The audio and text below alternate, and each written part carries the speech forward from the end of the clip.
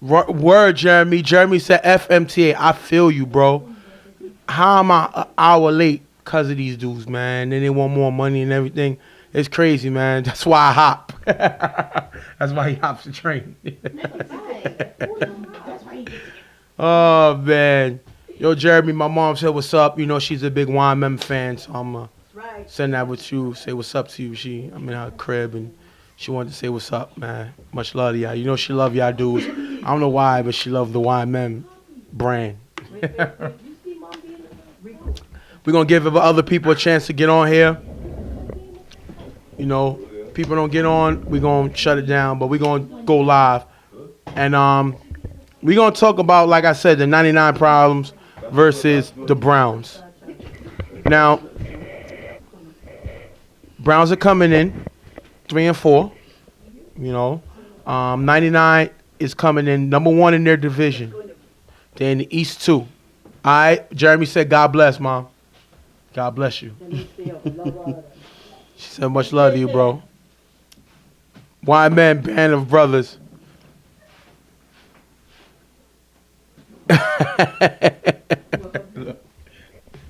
Look. Y-Man Band of Brothers from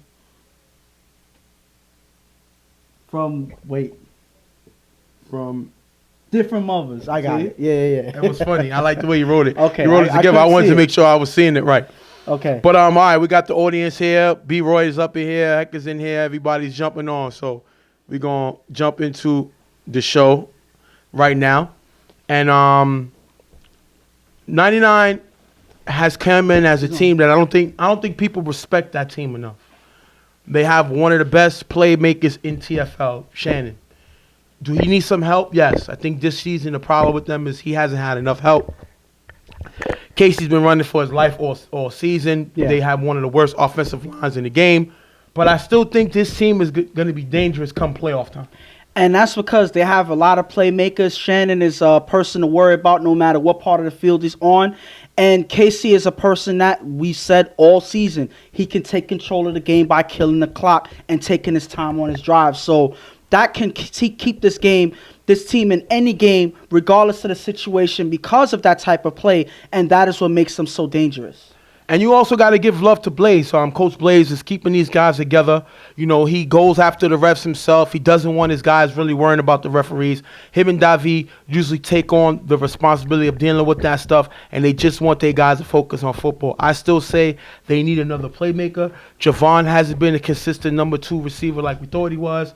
You know what I mean? So they need another big playmaker at the number 2 to give Shannon some help. And on the other side, talking about the Browns, well, these are not your same Browns from that went to play Carver back-to-back championships. This is not that same Brown team. You know what I mean? They kind of change up their style. You know, Londy's not Reggie.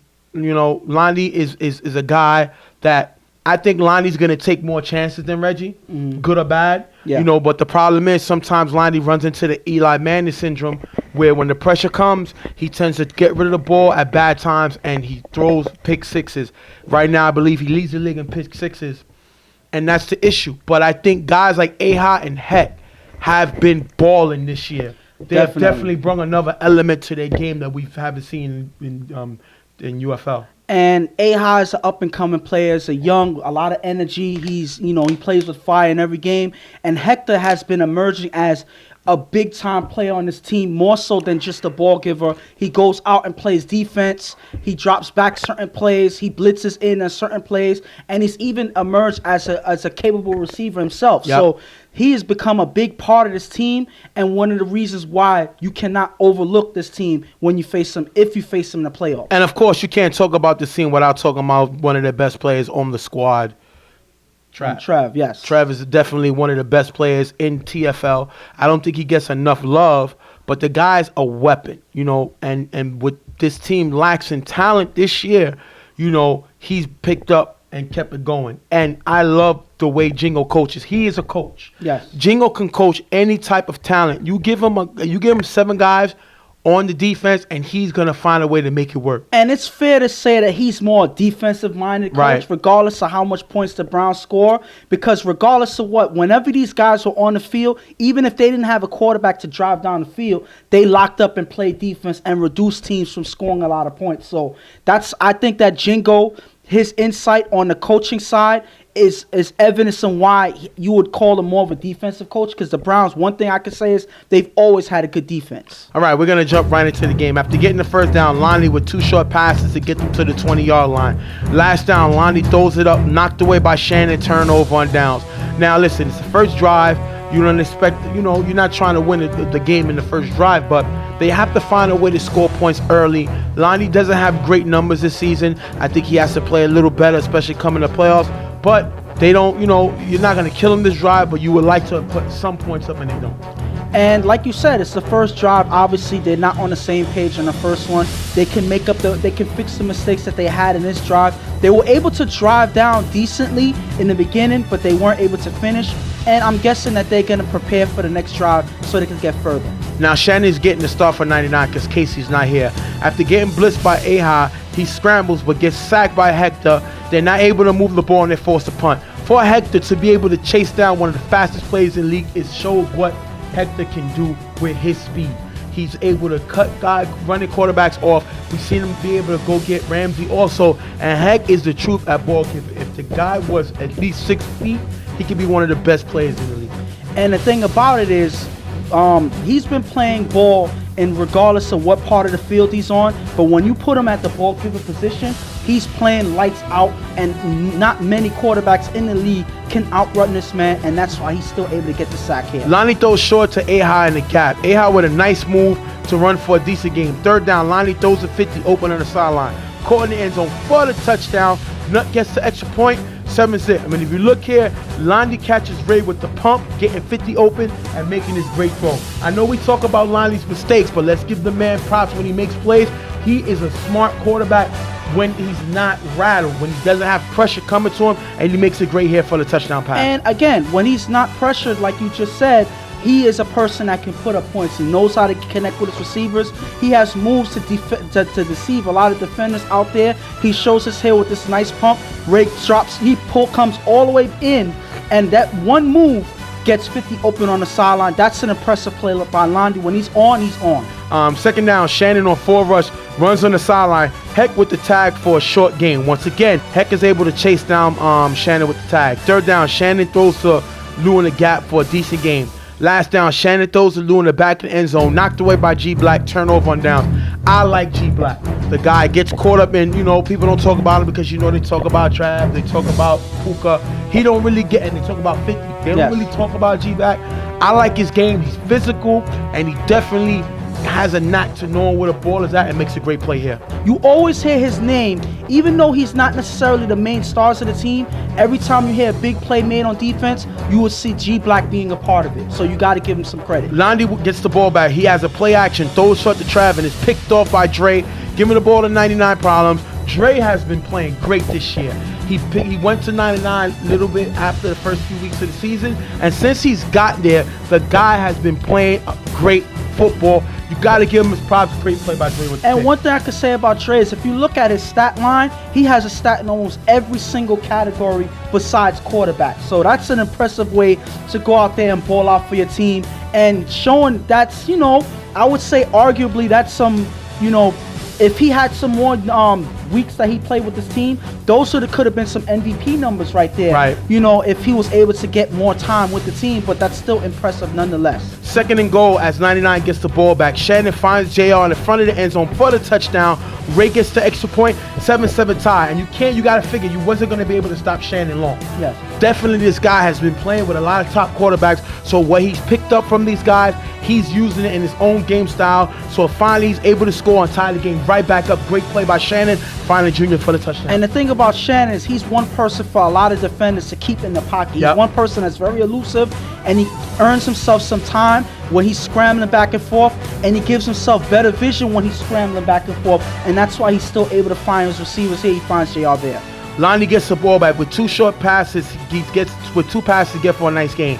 3rd and goal. Lonnie finds Heck in the back of the end zone for the touchdown. Nut gets the extra point, 14-7. And I love the fact that Lonnie's able to strike right back. He didn't let Shannon overpower him, basically making it seem like he can do it and Lonnie can't. Lonnie's got more experience at quarterback. So I love the fact that he's able to step up to the challenge, and Heck is showing he could go from going chasing Shannon down to getting the sack to getting in the end zone, finding the lane and catching the touchdown. Heck is doing it all. I love this guy's game. He's playing well this season, and Lonnie's able to find him. And the key to this drive here and the key to this score is Lonnie is being protected. He has time, and he's safe in the pocket to make his plays. When you have that, that's when you have the high scoring line that we've seen in certain other games where Lonnie's comfortable, he's accurate, he finds receivers, and that's what it looks like in this game. He's protected, and that's why he's more precise. After a short pass on 1st down on 4 rush, Shannon is sacked by Heck. Last down, Shannon on 4 rush throws it up. It's almost picked off by Stretch. That's going to take us into halftime, 14-7. If I'm the Browns, Lonnie is limiting his turnovers. That's what I need him to do. We don't need no pick sixes. We need him to score when he can find the opportunities. And I love what Heck is doing to Shannon. Heck is single-handedly shutting down Shannon's running game. Shannon is known as a runner first, quarterback second. And if we can shut down his running game, we make him a straight passer. And when that happens, I like my odds against him. I'm happy with the way the Browns have been playing. And I would say, like you just said, keeping him in the pocket and forcing him to pass the ball is benefiting the Browns here, because Hector right here is keeping him in the pocket. Shannon is not able to move anywhere, and he's able to keep him in the pocket and not able to get anything done. 99 has to counter that by having certain guys get open on certain drives, at least down the field, or at least a safety valve for Shannon to find, because he can't run. What else is he gonna do? But I mean, how can you come away and try to change a formula? Your best playmaker is quarterbacking. Yeah. You don't have anybody that can stretch the field. I mean, you don't have anybody that sit down and stepped up this season to show the ability. Name one. Who else? Dre, like we just said, Dre has been a playmaker. No disrespect to Dre, but I'm not worried about Dre hurting me offensively, especially with that Browns defense. Next. Listen, you see how you tried to shut me down just now? But at the end of the day, regardless if they have any big-time stars, the point is people got to step up. Obviously, you have certain players that know how to get open. JR's been one person that's been a regular on 99. He's also a playmaker on their team. You hear his name a lot. He should be able to find some way to get open, but Shannon has to have some easier targets out there. If he doesn't, that's why he's scrambling, trying to make something happen, and that's why Hector's shutting him down with him not being able to run. 2 touchdowns. But they don't have anybody that's going to be consistent enough to hurt me, and that is the issue with this offense, and that's the problem with. But I'm going to counter that. I'm going to counter that right back. You're the person who said that KC, who's been the main quarterback of this team, is not a person that's known to score points. So obviously the point spread is not going to be there to show, hey, I have somebody that scores 8 touchdowns. I have somebody that scores 6. That's not going to happen. He spreads the ball out, but he's not able here. So I'm just saying, at the end of the day, they are in trouble if they can't find a way. On that we can agree, but they have to find a way to compensate. All right, we're going to jump into the second half. Last down at the 50-yard line. Shannon throws a Dre in the middle for a nice game, picking up the first. Last down after 2 short passes, Shannon throws a Dre in the back end zone, broken up by A-Ha, turnover on down. And A-Ha is showing the ability to not – he's really was known as an offensive player. But since he has come to this Browns unit within the last season and a half, the guy can play defense too. He knows how to break to the ball. He knows how to make plays. He's not the type of guy that's going to give many interceptions, but he finds a way to knock the ball away, and that's that offensive instinct that he's using defensively, and great play by him. After 2 short passes, Lonnie throws a Trevor in the middle for a decent game. Last down, Lonnie throws a nut on wide open in the middle. Nice game, picking up the first. 3rd down near the 10-yard line. Lonnie throws a Trev in the gap, who dives in the end zone. Refs say the ball crossed the plane as Trev was tagged. 20-7, Browns take a commanding lead. What do you think? Was that a touchdown? Well, I always say it. Again, we're looking at this angle here. I'm always behind the quarterback. Right. So I'm not going to have the perfect angle as Trev gets past the plane. It looks here simultaneously as Trev decides to jump over across the line and stretch the ball across the plane, he gets tagged. So simultaneously when he gets tagged, the ref said that the ball passed the plane. And it looked like he did extend the ball. Yes, he did extend the ball. It's all about the timing on when it happened according to where the tag happened. but the ref said that by the time he was tagged, the ball was already across the plane. But that is a genius move by Trev, knowing exactly where he's at, and decided to dive and extend the ball for the touchdown. Second down, Shannon gets blitzed by Buck and runs in the gap for a nice gain. Third down, Shannon on 4 rushes, sacked by Heck. Was this a tag? That's the question. And this one is very close, but Hector, I think that he just was able to put a hand there. He probably missed one of the hands, but again, that's close enough that we have to look on camera, so you can't kill the ref on that. Tags are one of the hardest things to officiate, and here, that's not an exception. The point of the situation is Heck is running down Shannon. Yes, and we've that's never seen guys to be able to get that close to Shannon to even make a questionable tag. And when you have Shannon arguing over a tag like that, you know that you're frustrating him by keeping him in the pocket and not giving him a chance to run. That is why, even though it was close, it's close enough to bother Shannon. That's great defense by Last down, Shannon scrambles on 4 rush, throws it up. Tipped by A-Hot, dropped by Ray, picked off by Trav, giving the ball back to the Browns. And this was a lost cause in this drive. Once Heck was able to shut down Shannon's running game, then Shannon's in the loss. He just have to try to go for a jump ball, and that's the problem. Now, you don't kill him. Javon wasn't here. Yeah. Javon is a big playmaker. I think the game would have been different had Javon been here. But at the end of the day, you could only play with the guy that you got. And because he's not here, Casey's not here, you figure that their offense would take a hit, and they definitely miss some guys. But I'm just going to say one thing. Yes, the ball was knocked away. Yes, Trev picks it off. But Ray drops it right when the ball was knocked away. Yeah. He could have caught it. This would have been a touchdown. This could have been a different game at this point. It's unfortunate. I don't think he was aware that the ball was going to come out his way, and he ends up dropping it before it gets picked off. First down, Lonnie gets blitzed by Mac and gets sacked by Lou. Third down, Lonnie throws deep to A-High one-on-one with Dre, and that's dropped. Next down, Lonnie goes to punt, but does not get the ball up before 4, and that's a turnover on downs at the spot. And that has to be a not top 5. I told Lonnie, get the ball off of before 4. And if you look how he's lining up and you hear the count, you can see it's obvious he's not going to get the ball off. The whistle's blown, giving 99 the ball right there, right where he needs the ball. And that is unfortunate because, again, when you're reminded so many times that you have to get the ball up before 4, you look here like he was never told it. And then after the whistle's blown, he looks surprised like he's never heard of the rule before. That is a killer, and that's certain times when Lonnie has some lapses in judgment or he's not aware of what's really going on. That's unfortunate there because that puts 99 in great position to put up points here. That's going to take us to 3rd and goal, right in the red zone. Shannon finds Lou in the back of the end zone for the touchdown, 20-13. And when I say they need another playmaker, I think Lou is the guy that they need to go after. Yes. Javon is not consistent enough on the offensive side of the ball. You know, he just doesn't seem like the guy that could go up and get the ball consistently. But I've seen Lou get busy for don't sleep. Yeah. You got to find a way to get him in the offense. You got Lou, you got Javon, you got Shannon. If Davi could come back healthy, you got him. You also got JR. You got guys offensively that can catch the football. I don't care who's on the East. I don't care if you got YMM. I don't care if you got Rep City. I don't care if you got IOD. They put their pants on one leg at a time like everybody else. These guys cannot bow down to nobody, and they got to know we can beat anybody come the playoffs. And I like Lou's energy. And he brings that 20-13. I just want to say something about the whole putting your pants on one at a good time. I could put them on two I know we can, but it's not the smart way to do it. So does that make me better than you? Well, listen. You know how to jump in and I work hard. I can do it. It's difficult. Not for me. Listen, I'm special. So I can do it. You can't. So there you go. Browns get the ball back. First down on 4 rush. Lonnie sacked by Dre. Great play by Dre.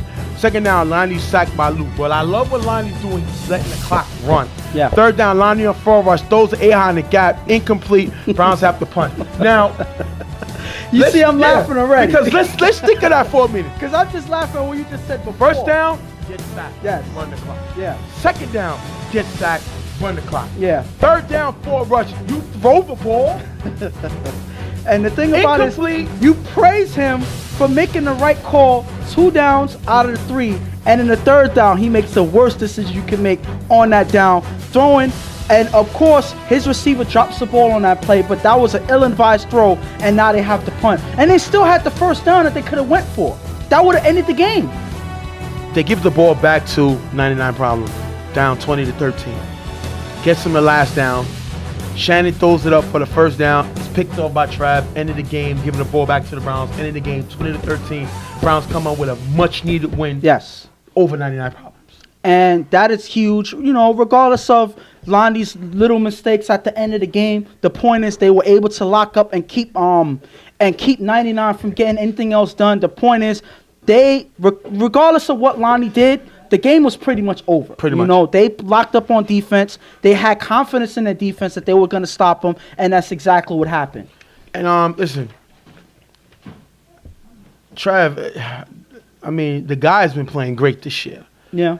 With a limited staff, I mean, he should be up there for MVP at least in the running. Yeah. Defensively, he's played great defensively. Yeah. He doesn't get enough love defensively. But, the Browns come away with a win that they had to have. And 99 Problems, this is a game, and once again, they turn up late. That's their issue this year. They get involved in the game late, and that could hurt them. And the thing about it is, it didn't matter what quarterback was behind the helm. They still had the same problems of starting late to get into the game.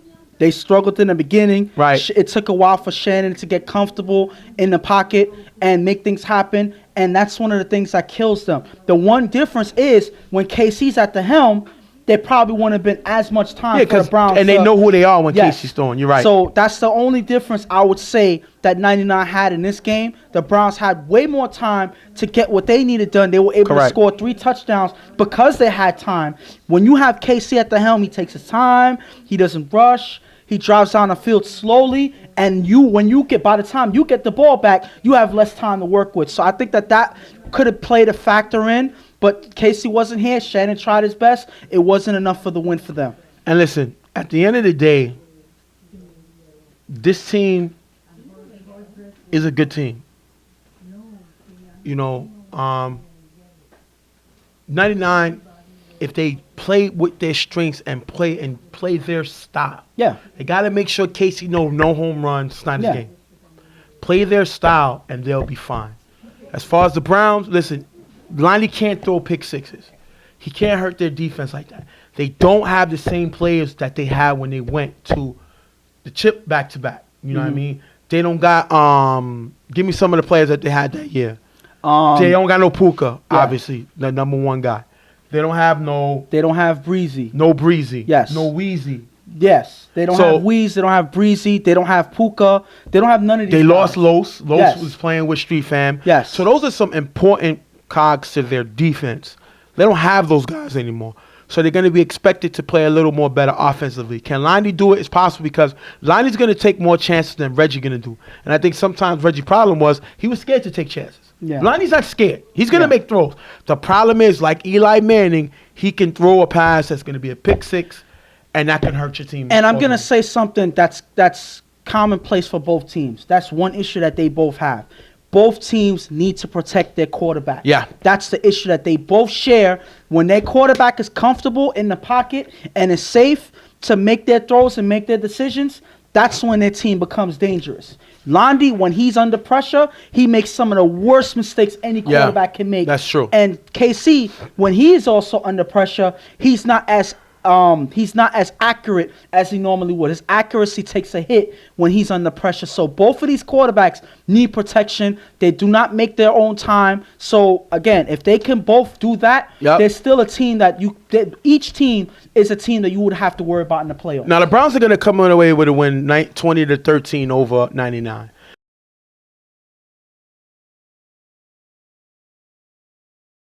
Next game up, main event versus Violators. Now, main event is just coming off of a blowout loss to Carver. And you figure that they got 2 tough games. Yeah. Violators are the next team up in that division. And this is a divisional game. So this game is more important to main event because they possibly may be facing Violators come playoffs in the first round. So this is a game that they really want to be more focused on, and they need Steph to play better.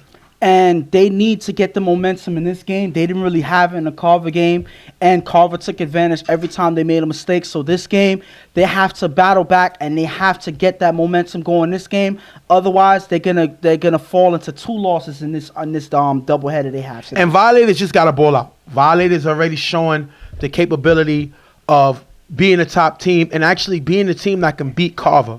So I think they need to keep that going, stay consistent, and learn to not play down to the team that they're playing. And it starts with Lou. You know, a lot of times he'll be playing well, and then he'll take a risk here or make a bad decision there, and he'll get his team, the other team, back in the games. And they got to keep Lou consistent. One thing I could say about Lou is he spread the ball around. A lot of different people has caught touchdowns, and that shows his ability to spread the love and give everybody a chance to make plays. And that's how they gotta be. You can't necessarily say that you're gonna rely on one person. Last year, when Fred was at the helm, a quarterback, they didn't really have a lot of offensive playmakers on their team. They did have Ed here that had a good season, but Macho has been one of their main receivers. And as good as he played, when you have Macho as one of your main receivers, you got problems. So now they have other guys to spread the ball out to. Yeah. They've been playing a lot better. Bop is healthy. Yes. White is good. Yes. Bo is good.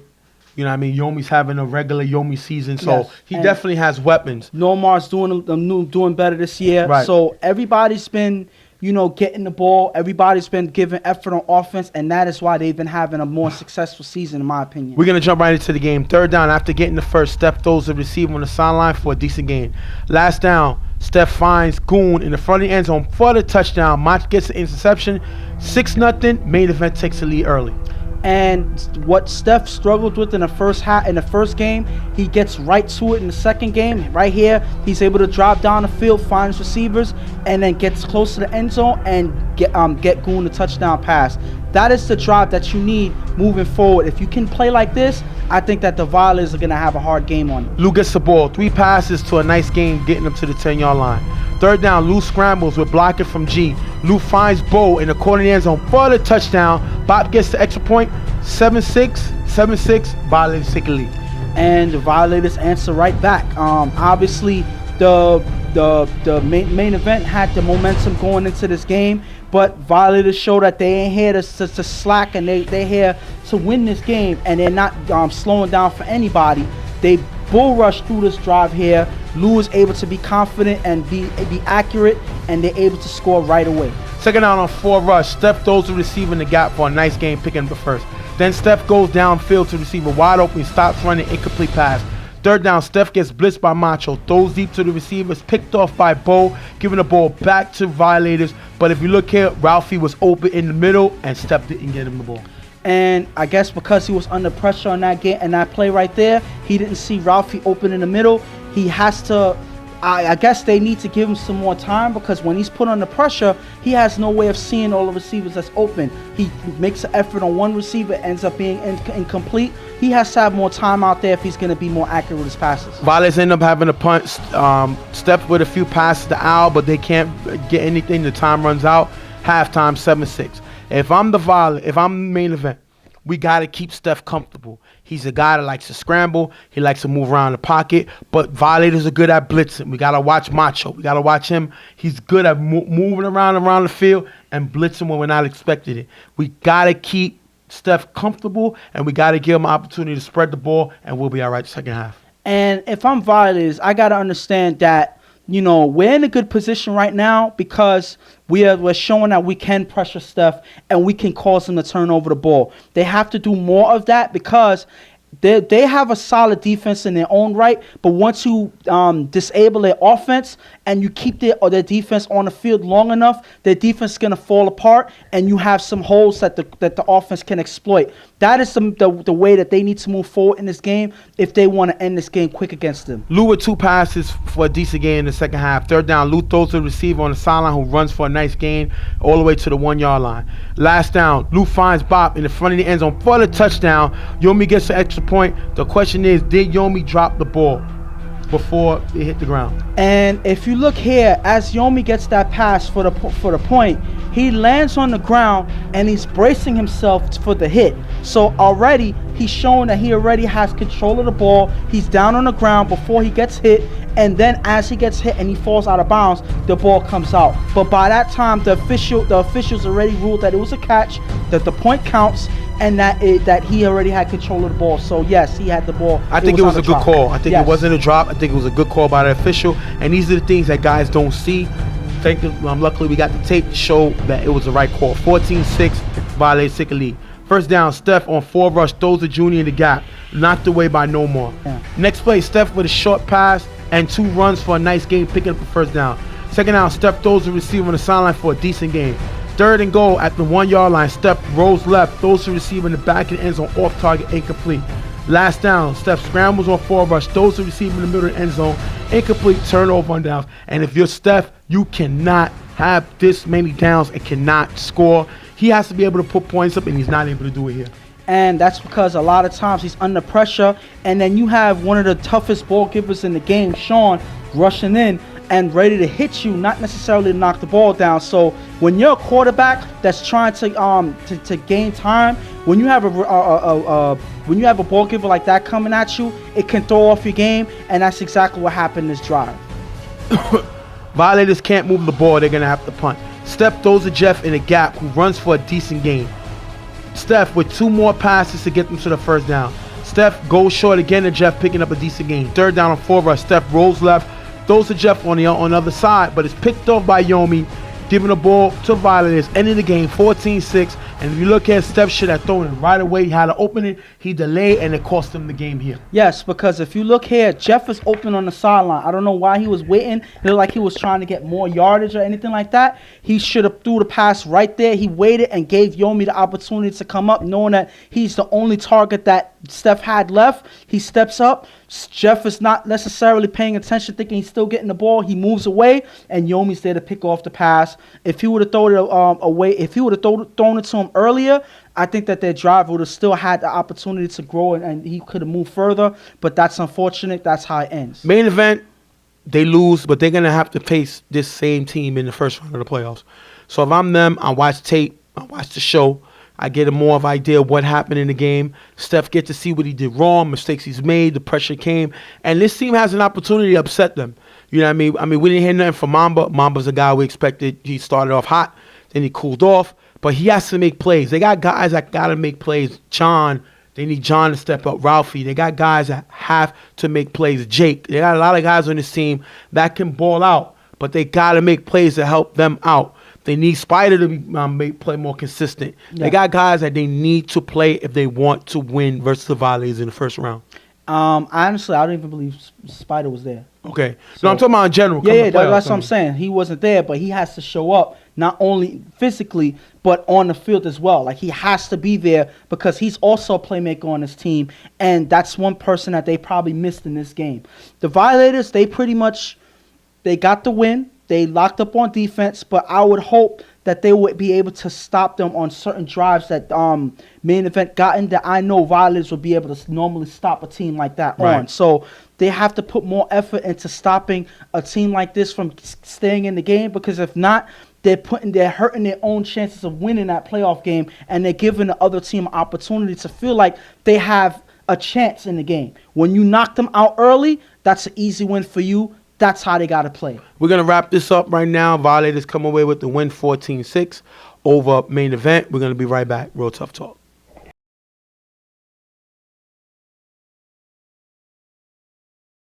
Next game up, IOD versus Brotherhood. IOD has not looked like the same team of last year, even though they made some great additions to their squad, adding Buckwheat, adding Matrix. They made some big pickups to their returning players like Ace and Jesus, you know, and the issue with them is Adi, quarterback of the year, has been out all year, and Slasher had to throw. Now, don't get me wrong, Slasher's more than capable of picking up the slack, but you lose Slasher as an offensive weapon when you have to make him quarterback. But they got to play with who they got. So at the end of the day, you know, you can't cry over spilt milk all season. This is who they got. This is what's going on with this team. This is a team that they have to win with. And I seen Slasher play for years, and I know that he did have the opportunity to win as when he was at the quarterback. It's just for the life of them, they couldn't get through the Browns. So that was their main issue. I think this year, if they're able to play together, Slasher has a better game plan on offense, and they're able to put up points the way they were able to before, I think that they still have a chance. I wouldn't count them out now knowing that Adi's not here. And Brotherhood just lack of talent. I respect guys like Crazy, Miguel, all them guys that showed up every week, but they don't have a lot of talent on this team. But they're going to come out and fight. And you never know. Any given Saturday, anything can happen. What curse could change the game. So they're going to fight, and I got to give it to them because they fought every single week. And the thing about it is this week, they were kind of shorthanded. So, they came out with a couple of whoever they could to come out and play this game. But they're going to try their best to play anyway. The thing that's been killing this team is drop passes. Regardless of who's out there, lack of talent, you got to catch your passes. And that's one thing that's been killing Crazy throughout the season. I'm not going to say that he was a perfect quarterback in this season, but when he made throws, they dropped it, and a lot of times that's what led to losses. We're going to jump right into the game. Crazy on 4 with 4 passes to get them to the 20-yard line. Third down, Crazy on 4 rush scrambles, finds Miguel in the back of the end zone for the touchdown. 6-0 Brotherhood takes the lead, and it looks like Crazy wants to make a statement. He's here to fight IOD. He's not going to let them bully him, and he scores right away with Miguel. And on the first drive, too, they were able to connect. They were able to catch IOD sleeping, drop down the field, and Miguel with the big catch here in the end zone. Miguel's been playing hard as he usually does. He's a former Johnny Rockstar winner for heart and determination, because that's one thing that this guy's going to bring in every game. He's showing that here. He needs to get more attention on offense because he does put up points in his own right. Slasher with 3 passes for a nice game, taking him to the 10-yard line. Then Slasher finds Eddie in the back of the end zone for the touchdown. 6-6, they tie the game. And they score right back. Obviously, what they were able to do on offense, they can't respond on defense. They don't really have guys that can lock up with most of the guys on IOD. So this is going to be where they have their shortcomings. And if they can't stop them on the drive like this, I think that they have problems moving throughout the rest of this game. Second down, Crazy throws short to K, drop. Last down, Crazy throws to K again in the middle for the first down, drop, turnover on downs. And they drop the ball way too much. They've done this all season. They've caused Crazy numbers to be crazy because they cannot hold on to his passes, force him to try to force passes, and that's been the issue with this team. They turn over the ball. Slasher gets the ball back on 4 rush. He gets sacked by K. Third down, Slasher throws deep to Costa, wide open in the end zone for the touchdown. 12-6, they take a further lead, and now they don't have the firepower to stop them. So they got to score for score with them, and with these drops, it kills them, and now Slasher scores right back on them. 12-6, now they're in trouble. And the thing about it is, not only do they not have the personnel to shoot out with them, they don't have the defense to lock up with these guys either. If you see here, Costa's left wide open in the back of the end zone. Nobody's able to shift to pick him up, and that is just them being wrapped up on this play, not being able to find all the guys on the field, and that's what leaves Costa wide open. Fourth down on 4 rush, Crazy sacked by Lou. Third down, Crazy gets blitzed and sacked by Victor. Brotherhood's gonna have to punt.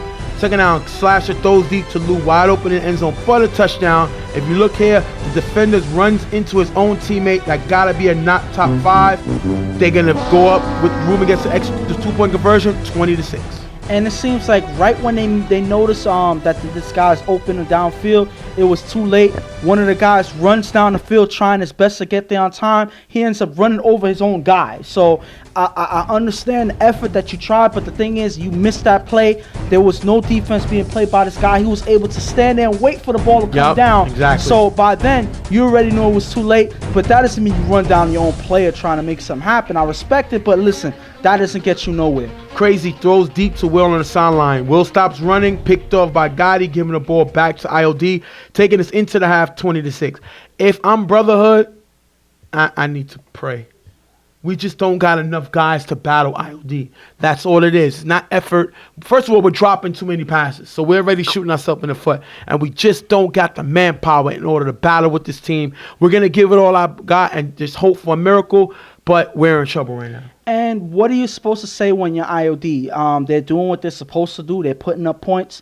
They're keeping Brotherhood from getting from sneaking away any more points, any more touchdowns than the one they have in the first drive. So I would say with Slasher and the rest of the offense, I think this is an opportunity to get themselves on the same page. I'll take this as an opportunity to try some new drives, try some new plays or whatever. Not to disrespect Brotherhood, but this game, I'm not going to say it's all the way over, but Brotherhood has no way of fighting back on ILD. So there's a chance to get in better condition to get ready for the playoffs. Third down, Slasher throws deep. And in the second half, third down, Slasher throws deep to receiver on the sideline for a big game, picking up the first. If you look at Crazy Falls, leaving them open. Next play, 2 plays later, Slash at the 1 yard line finds Ruben in the corner of the end zone for the touchdown. Johnny's going to get the 2-point conversion, 28-6, and now it's a laugher. And again, they're finding ways to get downfield. It's unfortunate on this play here. Crazy falls. You know, one thing I could give Crazy, he balls out and tries his best in every play. And here he's trying to lock up on defense. He ends up falling in the middle of the play, leaving the receiver wide open. That's unfortunate for them. After getting the first down, third down, Crazy throws a K on the sideline. That pass is dropped. Last down, Crazy throws it up. Incomplete, turnover on downs, giving the ball back to ILD. ILD gets the ball. Slasher throws deep to PJ, who has a step one-on-one against the defender, runs it into the end zone for the touchdown, 34-6, ILD with the blowout win over Brotherhood. And they did their job. They scored whenever they had the opportunity, which was a lot of opportunities. So what can you say? ILD, they got the job done. They were able to put up points. Hopefully they keep this type of play style, even though Brotherhood didn't really have offense to battle them out. But at the end of the day, they was able to move the ball on offense. Hopefully they can keep this going if they're going to play this way in the playoffs. Unfortunately, they just got to turn it around. I mean, Brotherhood is going to fight. You know, they're going to try to give you everything they got. They got to get more players in. And even more important than that, the players who they got to catch the football. Too many drops, guys not coming through with plays, and that's going to always shoot you in the foot. And there's no way you can win games making these mistakes. So that being said, ILD with the blowout went 34-6. That's pretty much going to wrap up our show. We got 5 games this week coming up, possibly 4. And now you'll get to see the playoff matchups. The All-Star video should be done in 2 weeks. You'll see who's making it there. The categories of the war should be done in 2 weeks also. But just get ready for good football next week. We're going to analyze, talking about who playing who in the playoffs, what's going on. You'll see a good video, good matchup. And I'm excited, and I can't believe the season's practically over, regular season. Yes, it feels like the whole season just flew by. It feels like it just started, and it's already about to be over. We had some good football, a lot of defense played, not too much offense this season. That's surprising. We've never had that before. And, you know, the weather kind of slowed everything down, but I think that it's starting to pick up. You see the competition and everything starting to heat up leading to the playoffs. I'm excited because we have a lot of games, a lot of teams that's going to be facing each other, and they're looking to play big to get their team as far as they can. And we're going to wrap up the show. Much love to y'all. We'll talk to y'all soon. Prepare yourself for Ghost to Sing when he loses the All-Star game with my East guys. Whatever. But it's going to be you singing. That being said, talk to y'all later. I'm Stephen J. For my partner Ghost. We'll see y'all later on the site. Much love to y'all. Real Tough Talk. We out of here.